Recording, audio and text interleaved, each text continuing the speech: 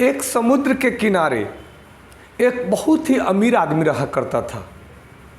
उसके मन में हुआ कि मैं समुद्र को क्यों ना घूमने के लिए निकलूं। उसने एक बहुत ही सुंदर नाव बनवाया और वह नाव पर सवार होकर के अकेले ही समुद्र में घूमने के लिए निकल गया। वो समुद्र में जाते जाते बहुत दूर चला गया, जब तक बहुत तेज की तूफान आता है और उसके नाव को तहस नहस कर देता है। नाव तहस नहस हो गया। वह किसी तरह से अपने को बचते बचाते एक किनारे पे पहुंचा और वहाँ जंगल झाड़ियाँ थी, वहाँ पे अपने को रहने लगा एक टापू पे। और देखा कि अब तो यहीं जीवन गुजारना पड़ेगा, इधर तो कोई आएगा नहीं।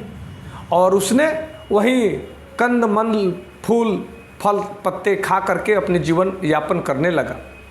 एक दिन उसने सोचा क्यों ना जब यही रहना है तो एक झोपड़ी बना लूँ। और उसने घास फूस को मिला करके एक झोपड़ी बनाया और झोपड़ी में विचार किया कि अब आराम से हम झोपड़ी के अंदर सो सकते हैं। झोपड़ी के अंदर रात में सोने जाता है, जब तक बहुत तेज बारिश तूफान आता है और उसके झोपड़ी पर बिजली गिरती है और उसका झोपड़ी जल जाता है। वह किसी तरह से भाग करके अपने प्राण को बचाता है और फिर कहता है कि हे ईश्वर, हम तो तुम पर विश्वास करते हैं कि हमारी तुम रक्षा करोगे, परंतु ये क्या है, हमने क्या किसका बिगाड़ा है कि हमारी नाव तहस नहस हो गई, हमें रहने को जगह नहीं और एक झोपड़ी भी बनाई उसे भी तूने जला दी। ये कसते हुए ऐसे सोचते हुए वह बैठ करके अपने आप को कोस रहा था, ईश्वर को कोस रहा था। जब तक थोड़ी देर में एक नाव आती है, उस पर दो लोग सवार होते हैं। वे आए और बोले कि भाई तुम हमारे साथ चलो, हम तुम्हें बचाने आए हैं। बोला कि आपको कैसे पता कि मैं यहाँ पे हूँ? बोला कि तूने अपनी झोपड़ी में अगर आग नहीं लगाई होती तो हमें पता ही नहीं चलता कि यहाँ भी कोई व्यक्ति फंसा हुआ है।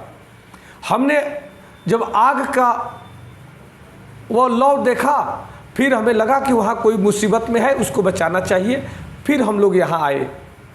फिर उसने कहा कि धन्य हो मेरे ईश्वर, आप कैसे कैसे करके अपने बच्चों की रक्षा करते हो, पूरे सृष्टि की रक्षा करते हो, आप धन्य हो।